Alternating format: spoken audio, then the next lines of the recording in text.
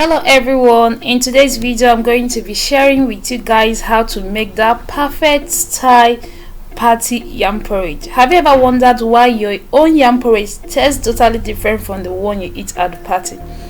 Don't worry, I'll be sharing with you how to make that party style yam porridge.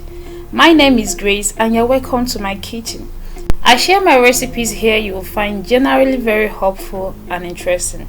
So if you've not yet subscribed to our channel, just hit the subscribe button below and you're welcome to my kitchen. For this recipe, I'll be heating up some vegetable oil using to prepare this.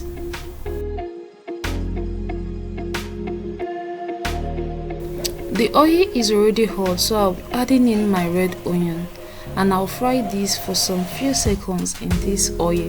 We need it to give us its flavors.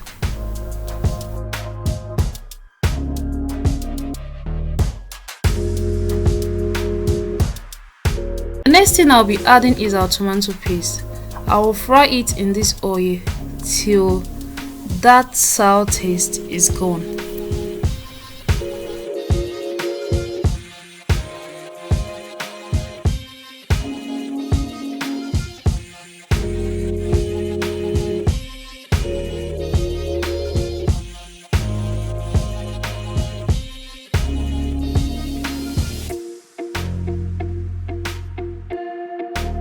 After about 7 minutes now, I'll be adding in my pepper mixture, and this is a combination of shombo, tatashi and scotch bonnet pepper. I didn't remember to bring out the pepper mixture from the freezer earlier, so it's a bit frozen. I'm going to fry this till it's well dissolved.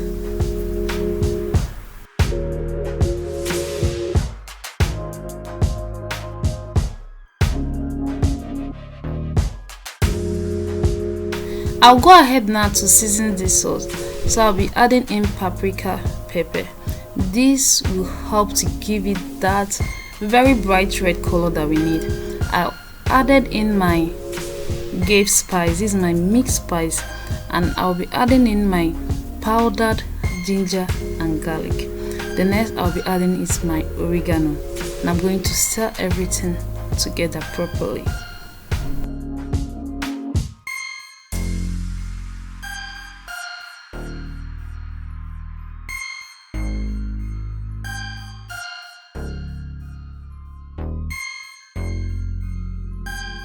I'll go ahead now to add in our cow skin, aka momo, so that it can get the flavors from this sauce.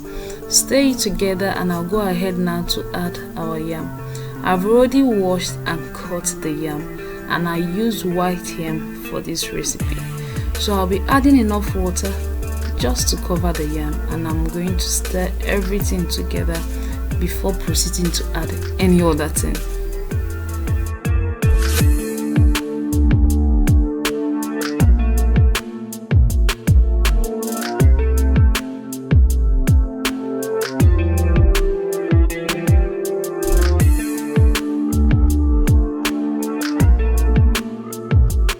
The next thing I'm going to add is deboned bonga fish. Sorry, I don't know the English name, but you can actually use any other fish for this. But I like the flavor this particular fish gives to this porridge yam. I've added in our salt and it will follow with our seasoning cube. I will lightly stir this up and I will allow this to cook in a low heat so that the yam can get all these flavors. It is actually very important to cook this on a low heat.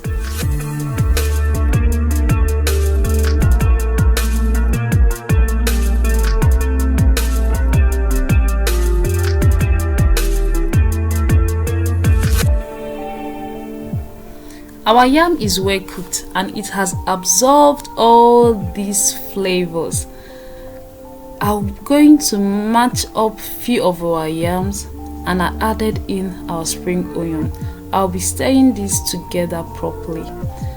Bet you on this yam is very delicious down to the last spoon. It's not just a taste of white yam and a tasty porridge plastered on it.